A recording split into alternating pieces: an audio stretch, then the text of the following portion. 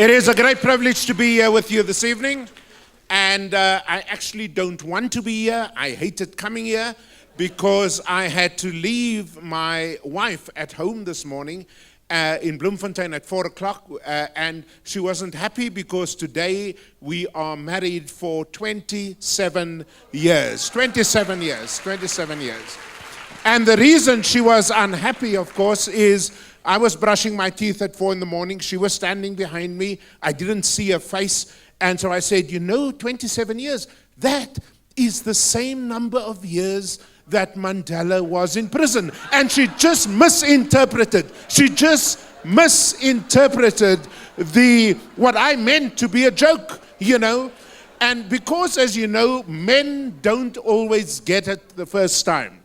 Men don't always get it the first time. I couldn't see her face because I was brushing my teeth. She was obviously horrified.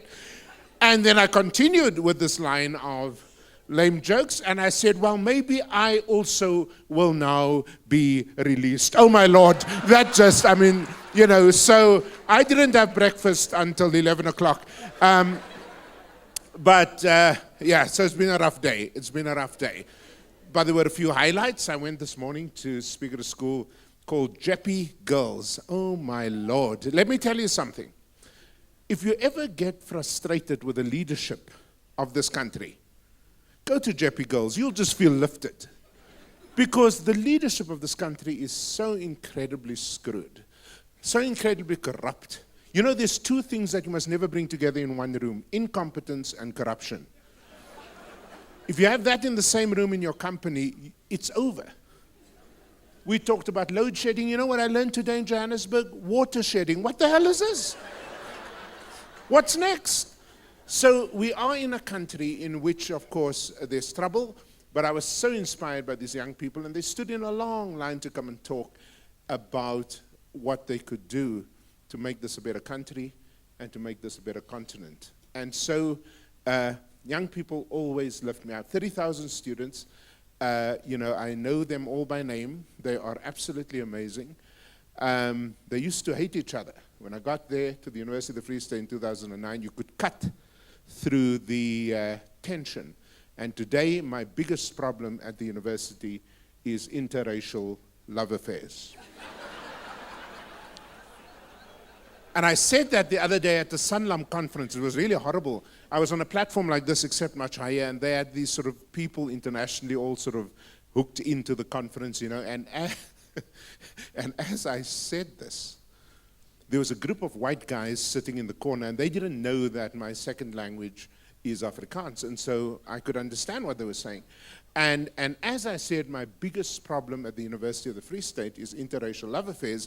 I heard the one guy say to the other, "Nee fok by kind gaan potch toe." So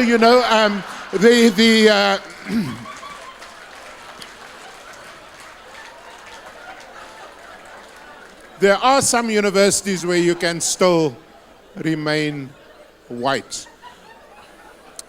Okay. I won't be very long. I just want to talk to you about three things.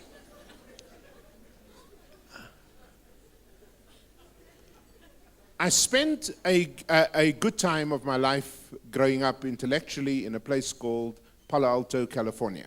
Many of you will recognize it as the place which is the home to Stanford University. It's in the center of the Silicon Valley.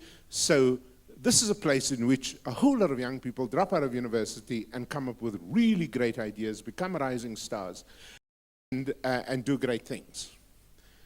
And one day I discovered that there was a strong community of young South Africans.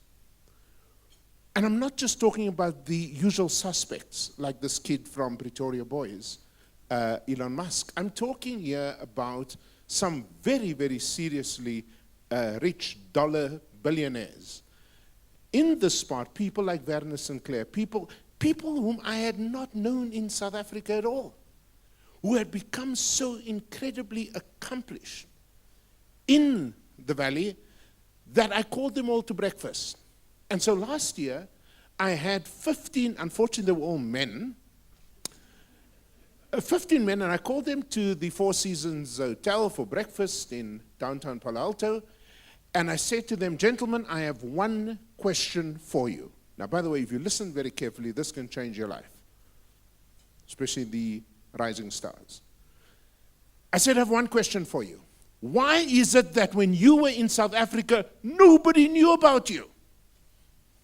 But you come here and you become rich and famous within 2 to 3 years. Why?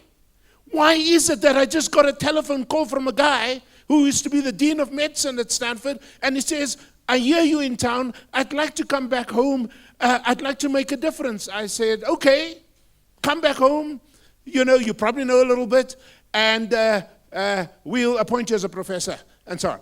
I said, is there anything I can tell my colleagues about you? He says, yeah, 2 years ago I won the Nobel Prize in medicine. I said, what? But when he was here, nobody knew about him. And let me just cut to the chase.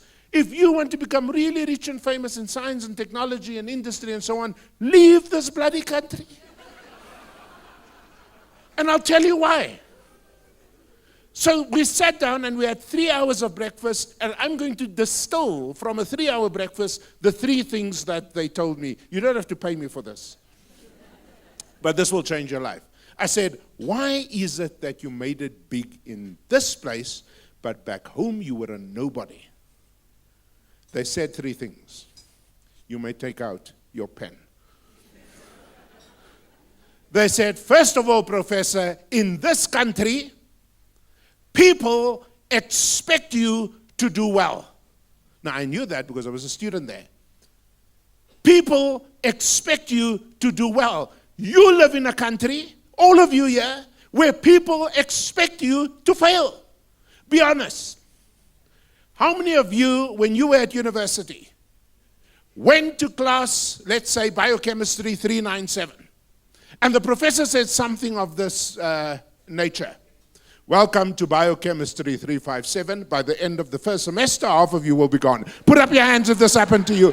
Good, you are in South Africa. I can confirm you are not on Pluto, you are in South Africa. It is a country that expects you to do poorly. That is why in science and mathematics, we are the second last, according to the OECD, in the world. We must write a letter to the government of Honduras and say, thank you for being last, because at least in another study, Yemen was last. Yemen. And the reason this is happening is because you live in a country in which it is acceptable to pass with 30 and 40%. You live in a country that has just decided that there will be an exit level at grade 9 in a 21st century economy. What the hell are you going to do with a grade 9 certificate? You are going to wash chickens in Braamfontein at the KFC, but you are not going to get a serious job. And so the difference for these kids from Stellenbosch, Pretoria, Uitenhage, God knows where they came from, is suddenly they were in a culture. You see, it's the same people. But they were now in a context in which everybody around them expected them to do well. And the reason we're in a country with such low expectations of our youngsters is quite simple, because we have the wrong role models. Our role models are Zuma and Malema rather than Biko and Sobukwe. That's our problem. These were men and women when it was difficult to get a degree. In the heat of the anti-apartheid struggle, these people were educated.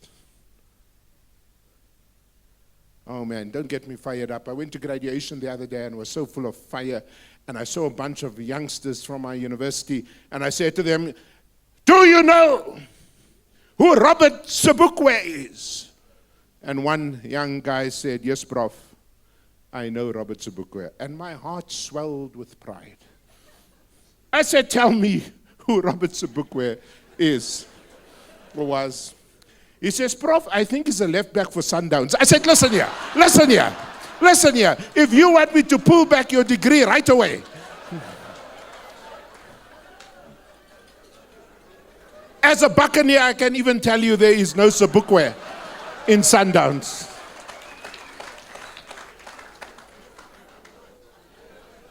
And that is why young people in our country at our universities, because they lack knowledge, they pull down statues.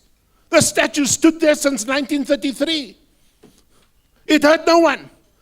Suddenly these kids realize, hey, I'm angry. They didn't spend a day in jail under apartheid, but they're angry. What must I say? So because you don't think, you pull down roads, and I don't like the bugger. But the next thing is you pull down Sarki Bartman, and you even pull down a bloody horse in Uitenhage. It's because of the lack of knowledge. And this moron here at Wits, he loves Hitler.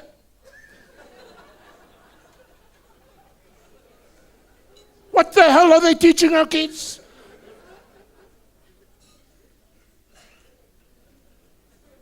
I took all my student leaders. In fact, I just rounded up the money today here in your city.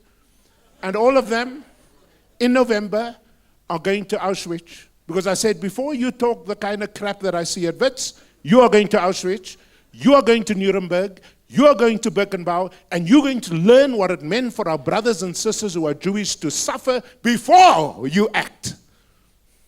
Activism without knowledge is dangerous. So you live in a country in which the expectation of, oh man. When I got to the University of the Free State, we had the second lowest pass rate in the undergraduate program of all the 25 universities. Second lowest. It was 60%. I'm embarrassed to say that.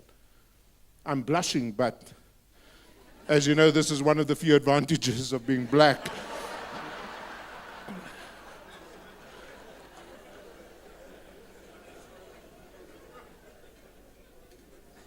And so when we raised the entrance mark, not just for medicine and urban planning, but for all of the disciplines, I got a letter from politicians.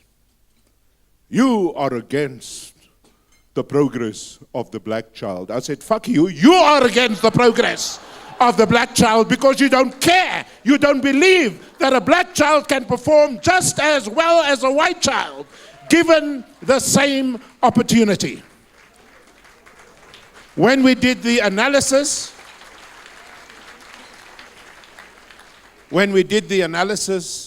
of the pass rate for 2014, it is now the third highest in the country at 82%. And it's the same kids, the same young people, just a different message. Ladies and gentlemen, let me just tell you this, especially those of you who have children. Don't allow your child to come home and pass with government standard passes. Set your own standard. There's nothing wrong with these kids. They can do well. I don't care how poor they are. Do you know who the top school is in math and science in our country? It's a school in Thohoyandou called Mbilwi. Do you know who the top school is in math and science in KwaZulu-Natal? It's a school in Umlazi called Menzi. My entire honors class in geology consists of kids from Zimbabwe. They're all black. But because they come out of systems in which the school says, we expect you to do well, they do well. And so the first thing these young entrepreneurs told me in Palo Alto, California is, yeah, professor, they expect you to do well. The second thing they told me, this is going to change your life,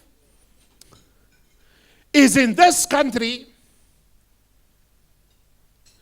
we often pull an all-nighter. Sir, could you tell me, sorry, I'm a professor, so I've got to sort of make you uncomfortable. What does it mean in our culture to pull an all-nighter? Working the whole night. Oh, for heaven's sake. That's what it's supposed to mean. And so suddenly, in this culture, they not only expected to do well, they expected to work through the night. You are among the laziest people on the planet. Let me tell you that. Go to Japan and then you see what it means to work. You're bloody lazy people. Show me another country where if there's a public holiday on a Thursday, what happens on the Friday? Long weekend.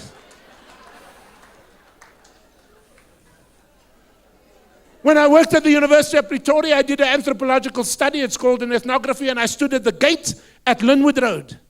At 4 o'clock in the afternoon, if you stood there, you'd be run over because it's as if somebody announced a bomb in the humanities building and they come running out of there at 4 o'clock. We don't know what it means to work hard, you lazy buggers.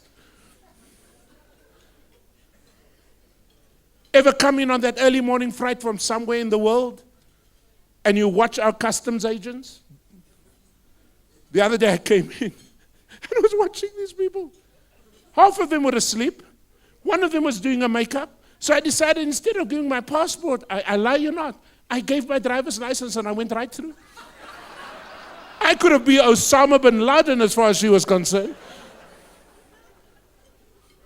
It just really happened. She couldn't even look down. Molo Sisi, Kunjani, just get the hell out of here.